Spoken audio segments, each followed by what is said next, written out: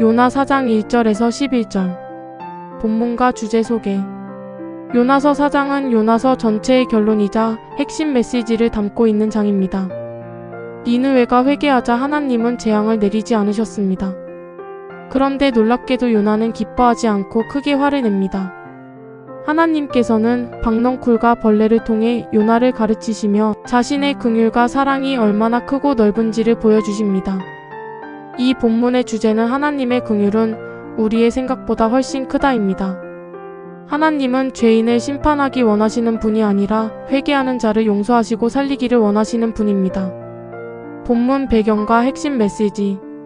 니느웨는 아수르의 수도로서 이스라엘을 위협하던 강대국의 중심지였습니다. 이스라엘 사람들에게 니느웨는 용서받아서는 안 되는 원수의 도시였습니다. 요나 역시 같은 생각을 가지고 있었습니다. 그래서 요나는 처음부터 니느웨가 회개하여 용서받는 것을 원하지 않았습니다. 하나님께서 자비로우신 분이라는 사실을 알았기에 오히려 니느웨가 구원받을까 두려워 도망쳤던 것입니다. 그러나 하나님은 요나의 민족적 편견과 좁은 사랑을 깨뜨리시고 원수처럼 보이는 사람들까지도 사랑하시는 자신의 마음을 보여주십니다. 핵심 메시지는 분명합니다. 하나님의 사랑은 내가 사랑하는 사람에게만 머물지 않는다. 하나님의 긍휼은 모든 민족과 모든 사람을 향해 열려 있습니다. 본문 묵상. 1. 하나님의 은혜를 받은 사람도 하나님의 마음을 모를 수 있다. 요나는 물고기 뱃속에서 하나님의 구원을 경험했습니다.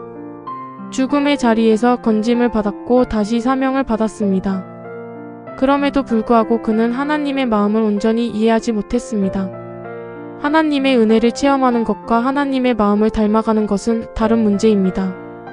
우리도 마찬가지입니다. 교회에 오래 다니고 말씀을 많이 알고 사역을 열심히 할 수 있습니다. 그러나 여전히 내 마음속에 미움과 편견, 판단이 자리 잡고 있을 수 있습니다. 요나는 하나님의 일을 했지만 하나님의 마음은 품지 못했습니다. 오늘 하나님은 우리에게도 질문하십니다. 너는 정말 내 마음을 알고 있느냐? 신앙의 성숙은 지식의 증가가 아니라 하나님의 마음을 닮아가는 데 있습니다. 2. 하나님은 우리의 분노 뒤에 숨은 마음을 다루신다. 요나는 니느웨가 용서받자 화가 났습니다. 하나님은 즉시 책망하지 않으시고 질문하십니다. 네가 성내는 것이 옳으냐? 하나님은 행동보다 마음을 먼저 보십니다. 요나의 문제는 단순한 화가 아니라 하나님의 긍휼을 받아들이지 못하는 마음이었습니다. 우리도 종종 누군가가 잘 되는 것을 보며 불편함을 느끼고 용서받는 모습을 보며 마음이 흔들릴 때가 있습니다. 그때 하나님은 우리를 정죄하기보다 질문하십니다. 왜 그런 마음이 생겼느냐? 하나님의 질문은 심판의 질문이 아니라 회복의 질문입니다. 하나님은 우리의 상처와 분노를 드러내시고 치유하시기를 원하십니다. 3. 박넝쿨보다 영혼을 귀하게 여기시는 하나님. 하나님은 박넝쿨을 자라게 하셔서 요나를 시원하게 하셨습니다. 요나는 매우 기뻐했습니다. 그러나 다음날 벌레가 박넝쿨을 갉아먹자 그는 다시 죽기를 원할 만큼 괴로워했습니다. 하나님은 이 사건을 통해 중요한 교훈을 주십니다. 요나는 자신이 수고하지 않은 박넝쿨 하나도 아까워했습니다. 그렇다면 하나님께서 창조하시고 사랑하시는 니느웨의 수많은 사람들을 아끼시는 것은 너무나 당연한 일입니다. 하나님의 관심은 식물이 아니라 생명에 있습니다. 하나님의 관심은 재산이 아니라 영혼에 있습니다. 하나님의 관심은 성공이 아니라 사람에 있습니다. 우리는 때때로 잃어버린 물질 때문에 크게 슬퍼하면서도 잃어버린 영혼에 대해서는 무관심할 때가 있습니다. 그러나 하나님은 지금도 한 영혼을 천하보다 귀하게 여기십니다. 오늘의 묵상 정리. 요나서 4장은 하나님의 사랑이 얼마나 넓고 깊은지를 보여주는 말씀입니다. 요나는 니느웨를 심판하기 원했지만 하나님은 니느웨를 살리기 원하셨습니다. 요나는 박넝쿨을 사랑했지만 하나님은 영혼을 사랑하셨습니다. 요나는 자신의 기준으로 사람을 판단했지만 하나님은 긍휼의 눈으로 사람을 바라보셨습니다. 신앙의 성숙은 하나님의 은혜를 받는 데서 끝나지 않습니다.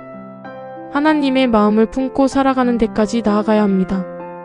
하나님께서 사랑하시는 사람을 나도 사랑하고 하나님께서 품으시는 사람을 나도 품을 수 있어야 합니다. 오늘의 결단. 주님, 제 마음속에 있는 편견과 판단을 내려놓게 하소서.